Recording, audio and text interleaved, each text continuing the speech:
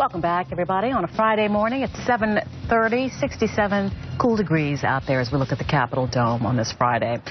Video showing NFL star Ray Rice punching his then-fiancée has stirred debate on the nature of domestic violence and whether there are warning signs before a potential abuser attacks.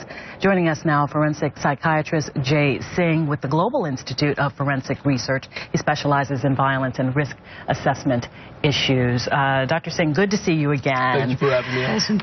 I have to start with, to me, what is very interesting. We saw the Ravens game last night, and the question was, will anyone have on their Ray Rice jersey? What will be the whole vibe there? And what we heard was men and women coming out in support of Ray Rice. And to me, it was interesting. Why do you feel that a woman would say, well, I support him? And, why would that reaction be the case? Allison, this is something that I think a lot of us have that question of why exactly would someone who is in an abusive relationship stay in that relationship? Mm-hmm.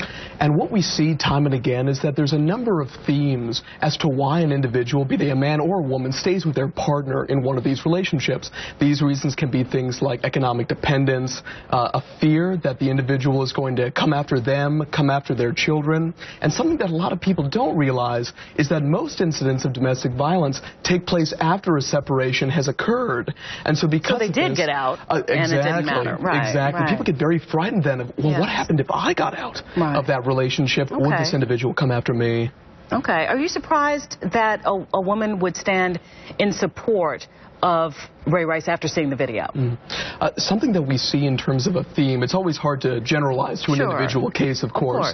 But one thing that we do see is that oftentimes in an abusive relationship, this really has a significant effect, a negative effect on individual's perception of themselves. So if an individual is abused, they oftentimes end up feeling worthless, hopeless, as if they by themselves are simply not enough. They need that partner, or they care so deeply about that partner that they need to stand by them. There are also, of course, cultural expectations that an individual stay with their man, stay with their woman in the context of a relationship, and particularly a marriage. Okay, and you say woman because a lot goes unreported when it comes to domestic abuse when the victim is the male.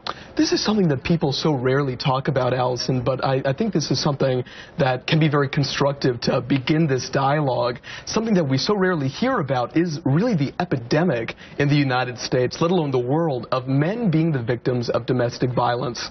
Now, of course, we can only say that that an individual is a victim if we know that these incidents are occurring, and it's something where men are much more likely to be almost laughed at for reporting these kinds of incidents. And we do see this in the statistics. For example, less than 1% of shelter usage is from men. Actually, less than pets are men. So it's something where at the end of the day, it's absolutely critical that we begin this dialogue and make sure that anyone who is the victim of domestic violence is getting that critical support that they need.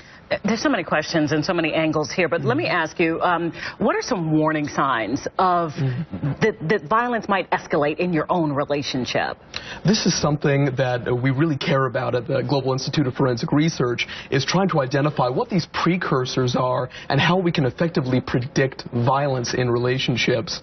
Certain things that we see often coming up are things such as a history of domestic violence, a history of non-domestic violence. The best predictor of future behavior is always past behavior. Okay. As recent escalations in terms of going from verbal threats to physical threats, we want to take a look at things of feelings of jealousy and possessiveness. And the day, violence can be thought of as an immature method of coping with a problem where an individual just doesn't know how to communicate their feelings. And so really what we try to do as mental health professionals is almost like downloading a new app onto your tablet. We're trying to download, as it were, new coping mechanisms into individuals and into their relationships that will allow them to, in a more mature and constructive manner, deal with these problems so it doesn't escalate like that. We have other things there, increasingly critical, quick to anger, blame others, controlling or isolating behavior. In the seconds that we have together, is there ever, going back to this video, is there ever an instance where, let's say not male or female, but the weaker, if you will, of the two in a relationship can provoke the stronger to knock you out, hit you against the wall, this kind of behavior here? Is there ever that incidence when someone can push that person or should be able to push that person to the point of violence?